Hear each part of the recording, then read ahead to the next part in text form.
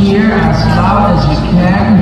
Sayang eh, nandito na rin kayo. Remember, Volleyball Nations League chose us because according to them, the Philippines is one of the best na may fan base ng VNL. And we gotta show that to them, alright? We gotta show that to them, Pilipinas, okay? So check the clock, 33 minutes before the first serve.